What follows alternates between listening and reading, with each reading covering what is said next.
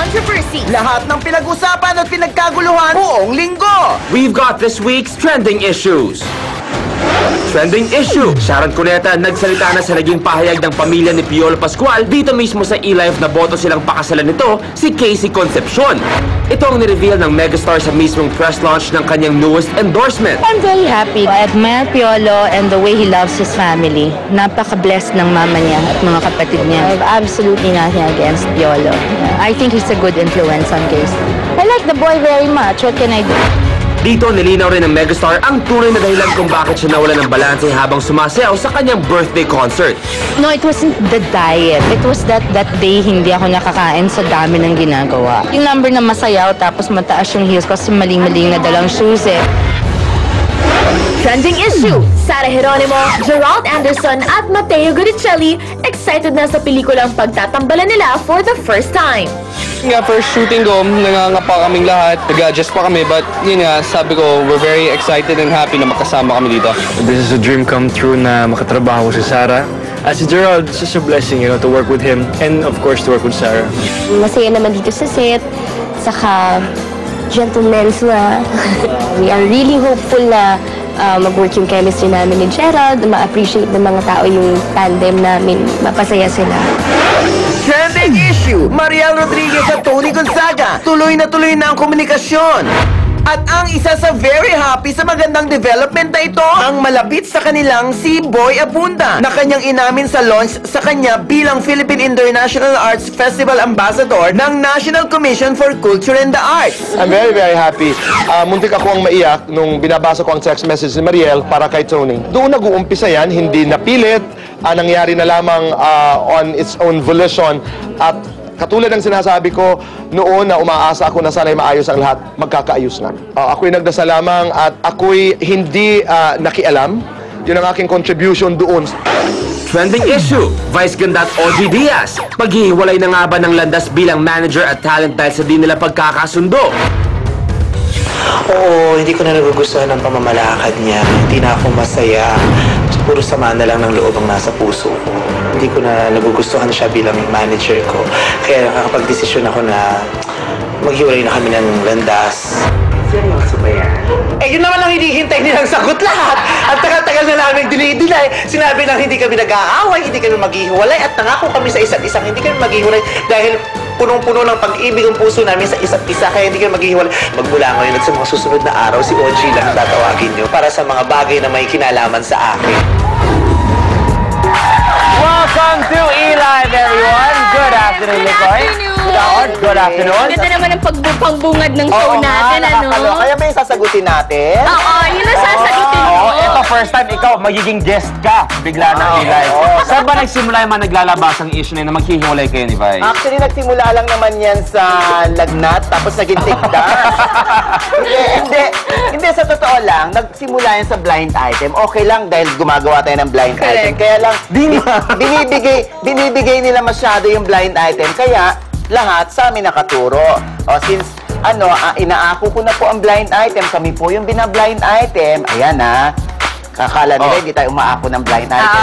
Inaako po namin yun. Kaya lang, yung pag-ako namin may kasamang pasubali na hindi po totoo na kami ni Vice ay maghihiwalay. Dahil kahit hindi po kami kasal, hindi po kami naghihiwalay. Diba? Tama. Marami pang project si Vice. Magsisimula na siya ng kanyang next movie after Pet ng Kabayo sa Understar and Viva.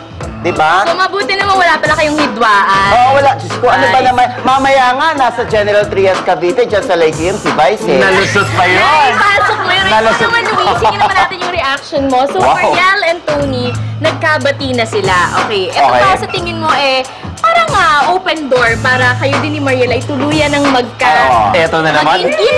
Friendship is... Ang bigat naman, para naman grabe yung away namin ni Mariel. Sabi ko naman, yung mga hidwa na ganyan sa showbiz, panahon lang ang makakapag-ayos niya. So sila naayos sila. Sabi ko naman, kung ano yung pinagawa niya nila dati. Okay na yung panahon, ano? Okay na. Hindi, Sakto. hindi pilit. Maganda, hindi Sabi ko pilit. naman, kung ano yung medyo naging issue nila, di hamak na mas mababaw yung sa amin ni Mariel dati. Sa amin, very, very tampon lang. So, kung naayos nila, ano pa ba yung sa amin ni Mariel? So, it's a very, very small industry. Ba't pa tayo magsisiraan at lahat-lahat, diba? Let's love each other sa liit ng industriya. Oo, tama. Yun namang issue kay Nikki. Oo, ano Totoo naman bang kasi- wala na kayo? Ni? Na talaga nagtanong ako, ni? Ni Kasi ang Billy. totoo niyan, OG, oo.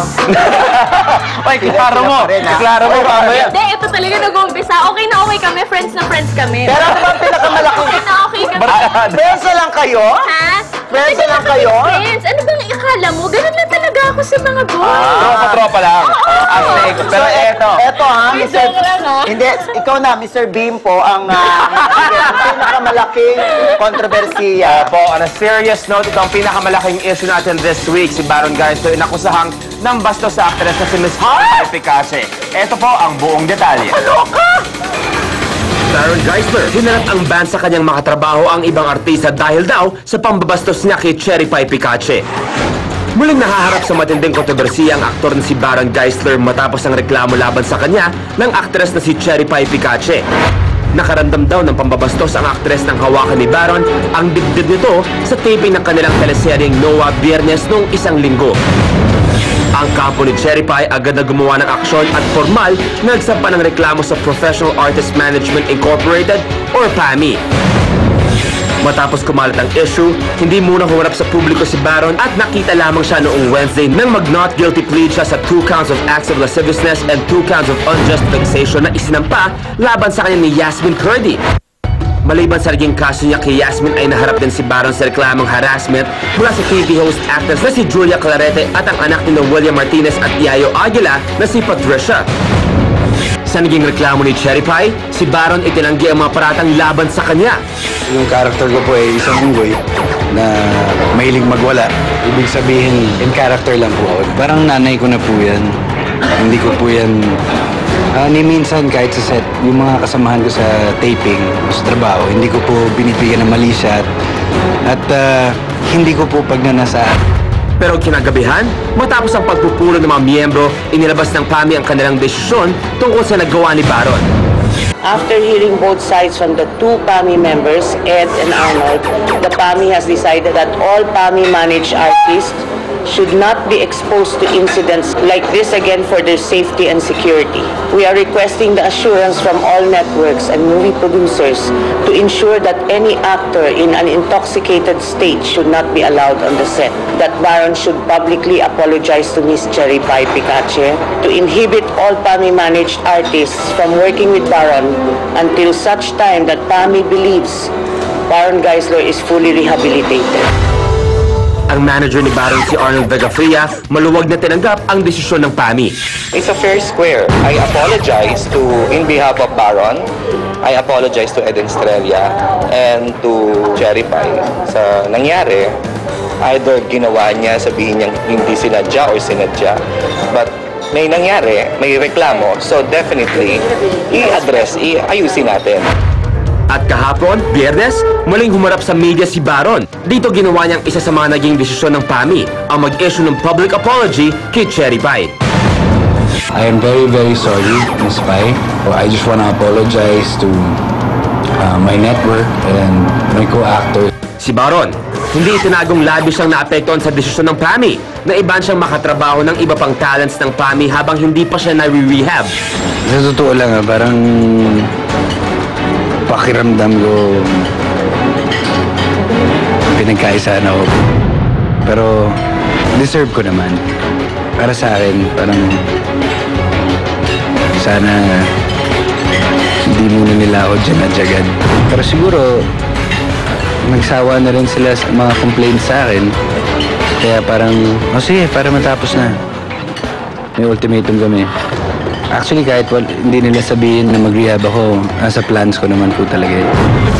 Pero pasalamat po sa kanila, mas napabilis po yung proseso. Personally, sa sarili mo, you don't think na alcoholic? I believe I am.